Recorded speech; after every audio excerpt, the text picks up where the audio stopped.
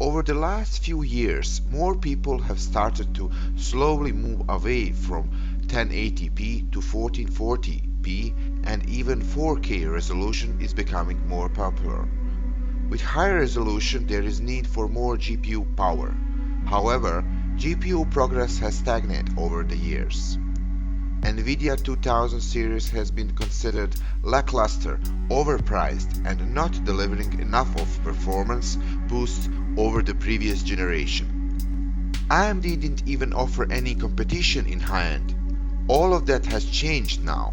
NVIDIA has introduced new Ampere 3000 series, which finally delivers much needed performance boost, and playing at 4K 60 FPS or 1440 144 FPS on maximum details in new games is not just a dream anymore. Not only that, but it seems AMD will be able to compete with NVIDIA in high-end for the first time in years. I'm sure all of you have already seen the benchmarks, so there is no need to go in details in this video. Suffice to say, AMD is offering Radeon 6800, which is around 18% faster than NVIDIA 3070 for $70 more. Radeon 6800 XT is competing with NVIDIA 3080 for $50 less. And biggest winner seems to be 69XT, which performs on par with 3090 or even a little faster in some games for a $500 less. Does that mean AMD has beaten NVIDIA this time around? It's not so simple. There's other factors to consider. First of all, new technologies which were introduced with NVIDIA 2000 series and refined with Ampere. Ray tracing has been ultimate goal for computer graphics, as it's the only way forward toward photorealism. However, it requires much more GPU power than what even new GPUs provide. So the NVIDIA has done next best thing.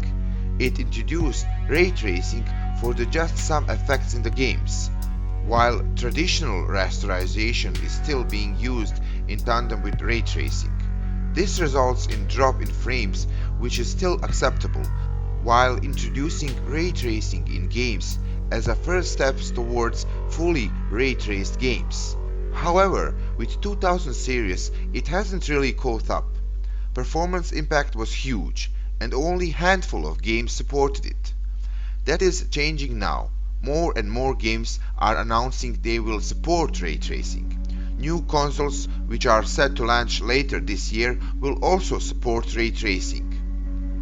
NVIDIA has also introduced DLSS, which help lower the huge FPS impact of using ray tracing. Its innovative upsampling technique using NVIDIA Tensor cores, which enabled users to, for example, run 4K resolution with performance similar to running 1440p resolution. DLSS 1 had its issues, but with DLSS 2.0, NVIDIA has ironed out all the problems, and DLSS now looks and performs great.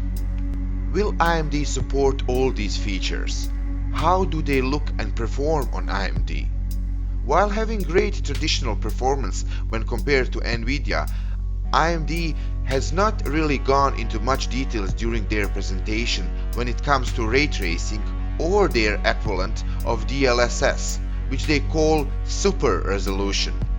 All what we have right now is data from the leaks, which suggests AMD's ray tracing performance is on par with 3070, which means in high-end, AMD might be up to 25% slower when it comes to ray tracing. As for DLSS, nothing is known about its performance or quality.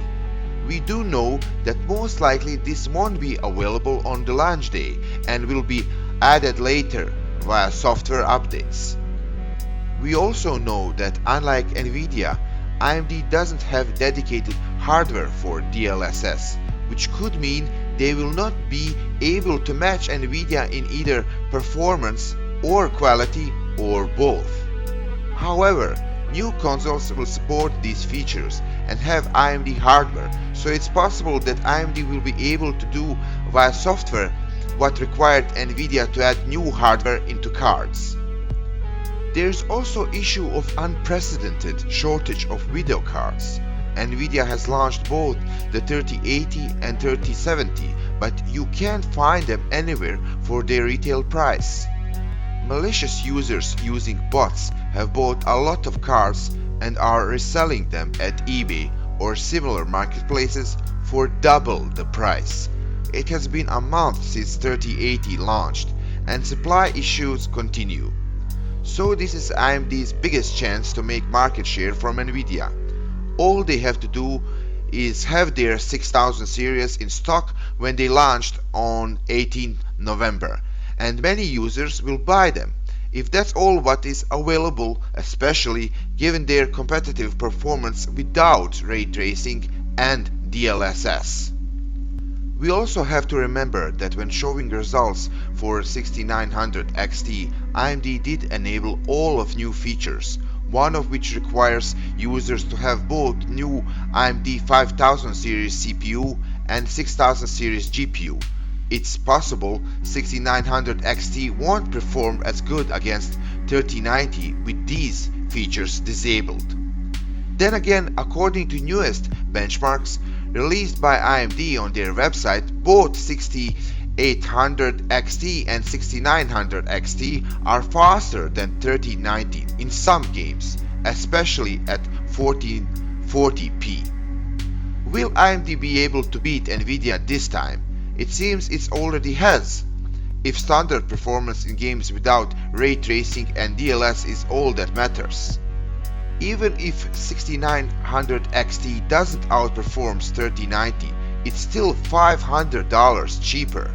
Two cards are also great performers and are competitive with Nvidia 3000 series.